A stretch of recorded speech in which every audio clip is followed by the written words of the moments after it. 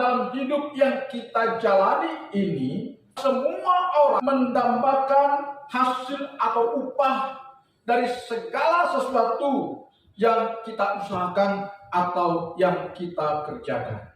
Kalau kita sebagai anak pelajar, kita belajar di sekolah dengan tujuan hasil yang kita peroleh adalah supaya kita menjadi anak yang pandai, anak yang pintar.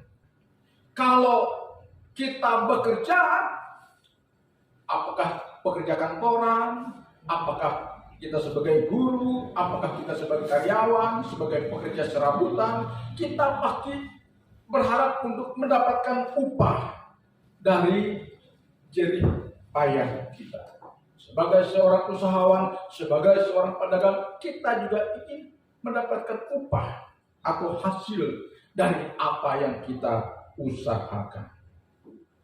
Tetapi ada satu hal yang seringkali kita abaikan dalam hidup ini, bahwa kebanyakan manusia berkutat kepada perkara-perkara sementara, yaitu tentang bagaimana kita mendapat upah dari hasil usaha kita, bagaimana kita menikmati kenikmatan dunia yang sementara ini, sehingga seluruh kekuatan kita gunakan untuk hanya kepentingan di kesementaraan dunia ini, tetapi kita lupa untuk mengusahakan upah yang tiada taranya, yaitu upah kekal atau upah kekekalan. Untuk kita bisa memperoleh upah yang kekal atau upah kekekalan, Alkitab mengatakan di dalam Ibrani pasal 11 ayat 6 bahwa Tuhan memberi upah kepada orang yang sungguh-sungguh mencari Dia. Nah, upah apa yang Tuhan akan berikan kepada kita jika kita sungguh-sungguh mencari Tuhan? Jelas kita mendapatkan dua upah. Upah yang pertama jelas akan ada upah di kesementaraan dunia ini. Upah yang kedua adalah kita sedang dipersiapkan suatu tempat yang paling ideal di kekekalan sana. Yesus berkata, percayalah kepadaku dan kepada Bapa yang mengutus aku.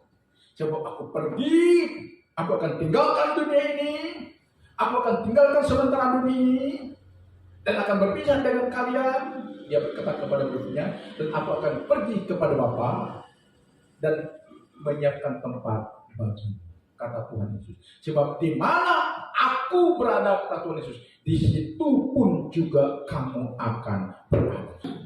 Untuk mendapatkan upah kekal ini, maka yang pertama kita harus hidup dengan keimanan yang kokoh dalam Yesus.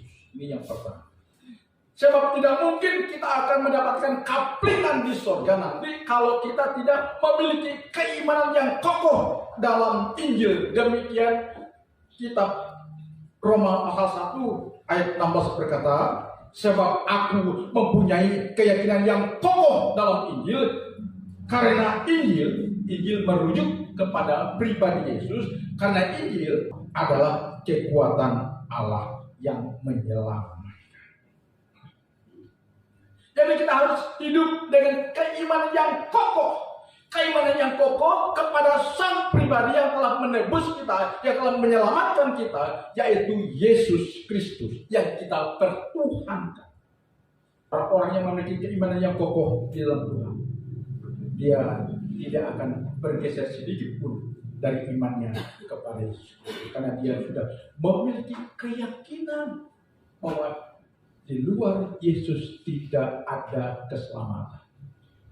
Kisah Rasul pasal 4 ayat 12 mengatakan, di bawah kolong langit ini tidak ada nama lain yang olehnya kita diselamatkan selain di dalam nama Yesus Kristus. Kenapa? Karena ketika kita diciptakan oleh Tuhan, oleh Sang Pencipta kita, Dia sudah menetapkan bahwa Tuhan Pencipta kita tidak menghendaki kita ada dalam binasa kekal.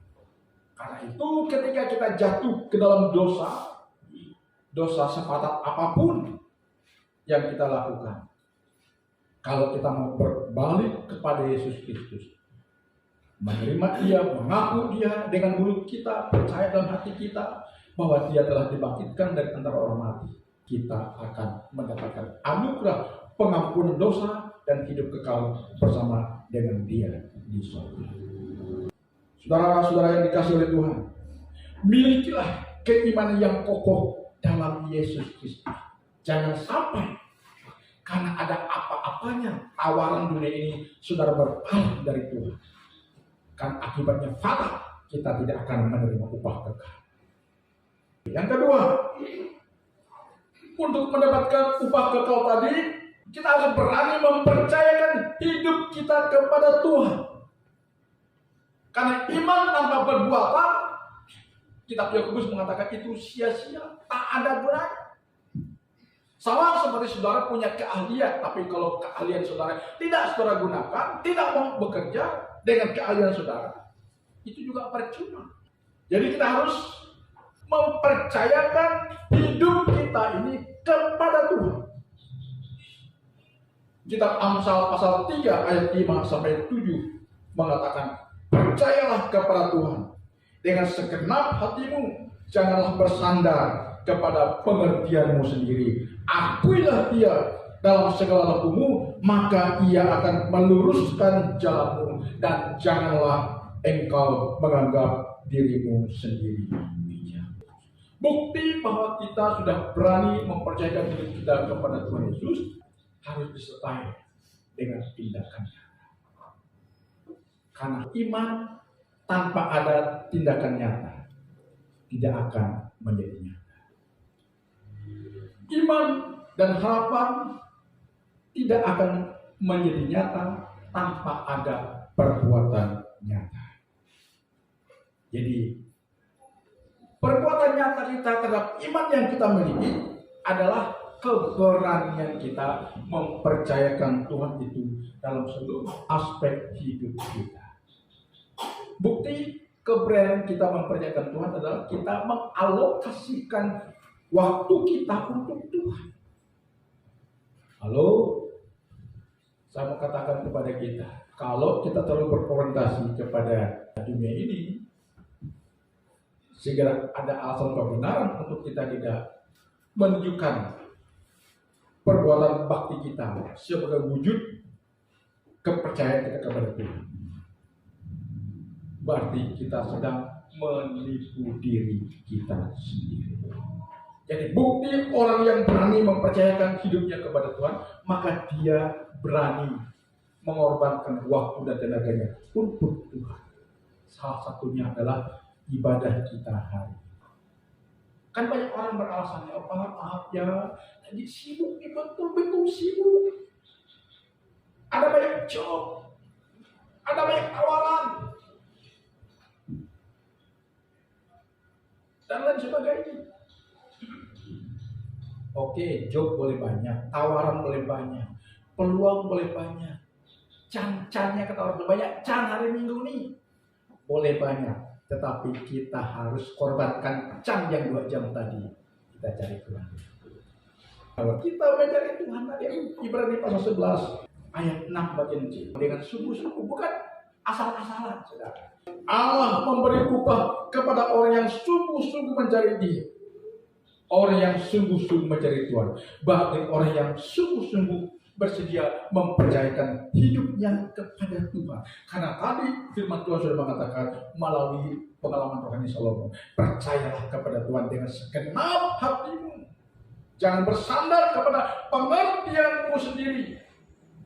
Makanya Tuhan mengatakan, jangan kita bersandar dengan kemampuan kita sendiri. Jangan menganggap diri kita sendiri saja, karena banyak kekurangan, banyak kelemahan, banyak keterbatasan pada diri manusia kita ini.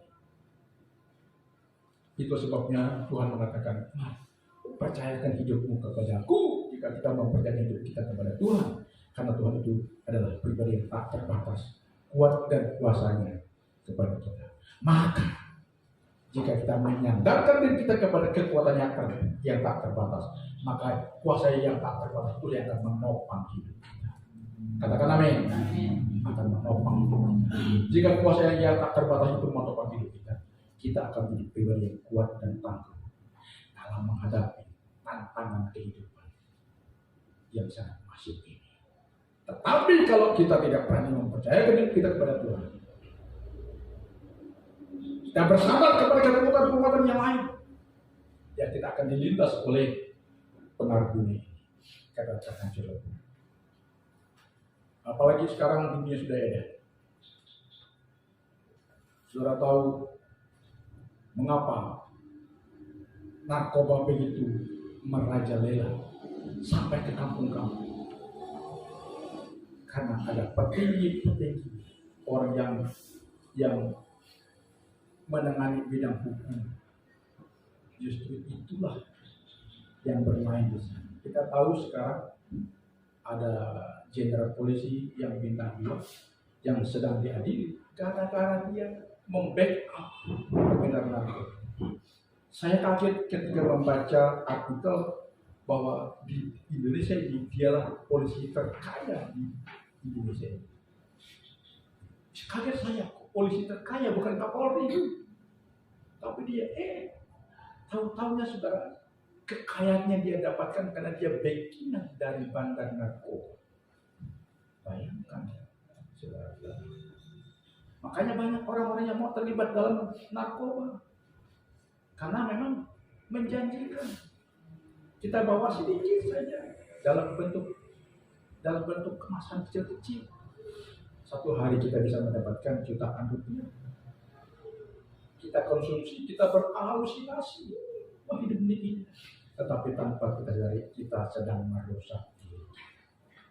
Karena itu, saudara-saudara, untuk kita menangkal pengaruh ini, tidak ada cara lain. Kita harus memberi diri kita untuk dituntun oleh Tuhan. Dan untuk mengingatkan kita agar dituntun oleh Tuhan, tidak ada wadah lain selain daripada gereja. Gereja ini merupakan benteng yang paling tepat untuk menjaga ketahanan moral kita. Katakan amin. Karena itu jangan anggap remeh gereja. Karena itu kami mengharapkan kepada kita, anak-anak kita yang masih kecil, arahkan mereka ke gereja. Cari anak-anak kita yang kecil maupun yang sudah dewasa, arahkan mereka untuk cari Tuhan. Bila kita mengabaikan Tuhan, kita sudah melepaskan benteng hidup kita, dan tidak ada perlindungan yang nyata pada diri kita, sehingga dunia ini gampang merusak kita, karena kita tidak memiliki benteng yang kuat untuk menghadapi pengaruh dunia ini. Karena itu, mari hari ini kita harus menjadi orang yang berani mempercayakan hidup kita kepada Tuhan. Karena tidak sia-sia kalau kita mempercayakan hidup kita kepada Tuhan. Tuhan akan membaikkan kita. Haleluya, haleluya.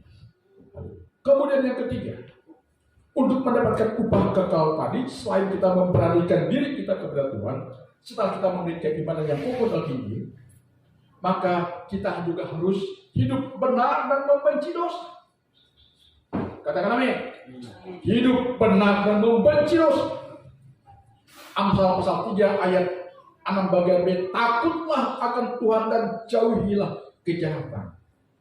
Jadi salah satu cara untuk kita bisa hidup benar dan membenci dosa, maka kita harus takut akan Tuhan. Banyak orang bisa mengasihi Tuhan,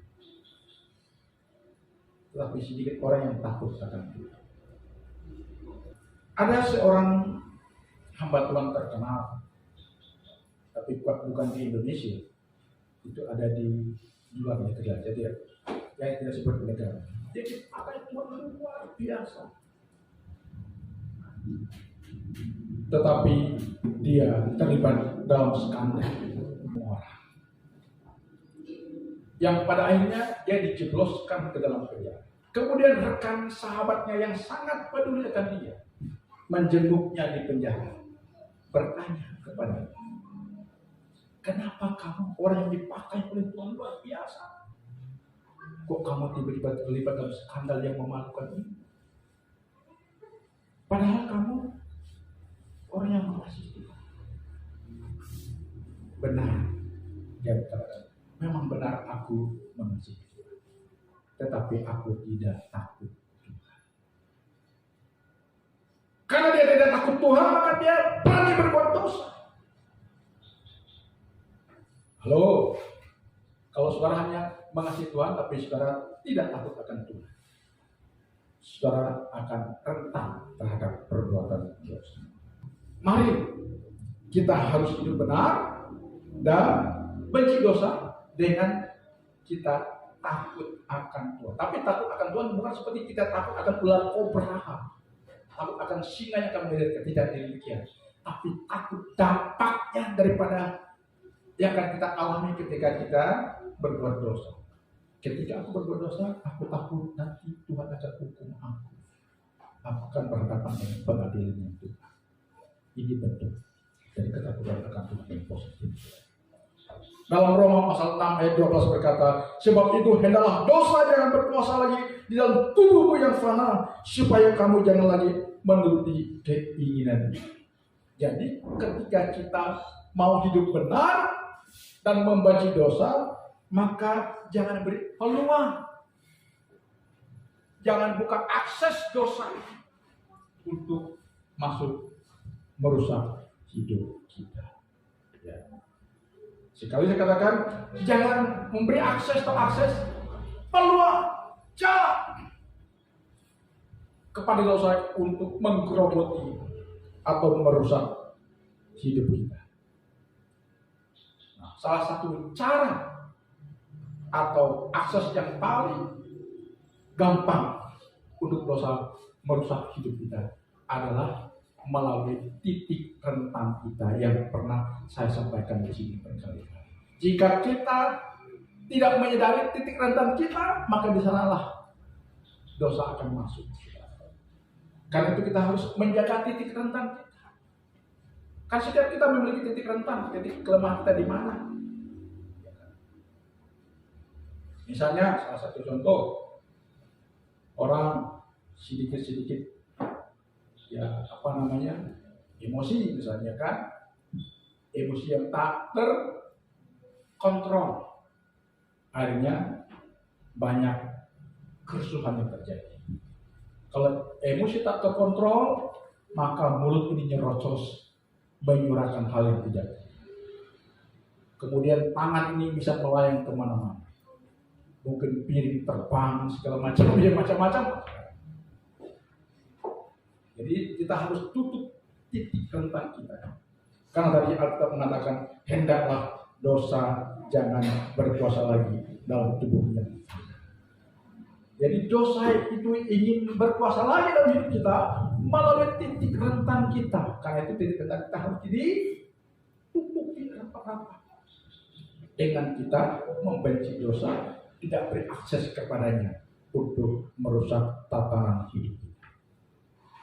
Jika kita berhasil menutup akses dosa untuk tidak lagi merusak hidup kita, maka kita sudah dan sedang mempersiapkan diri kita untuk menerima upah kekal di alam baka.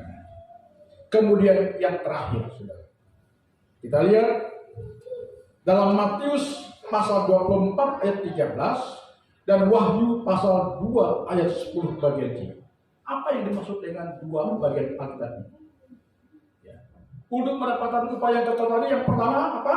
Kita harus memiliki keimanan yang kokoh dalam Yesus Kristus yang dibahasakan oleh Alkitab dalam Injil. Kemudian yang kedua, kita harus berani mempercayakan hidup kita kepada Tuhan. Dan yang ketiga, kita harus hidup benar dan membenci dosa. Dan yang keempat, ada 5 huruf. SETIA. Itu setia. Setia.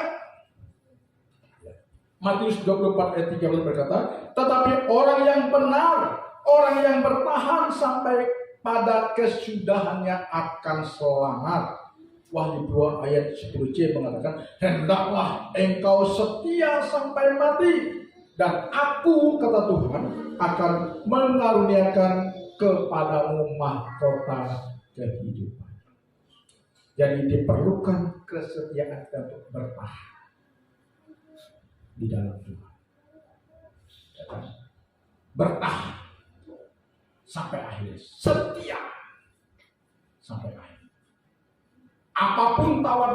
apapun masalah, apapun goncangan, apapun tantangan untuk menarik kita keluar dari kasih karunia Tuhan, kita katakan tidak.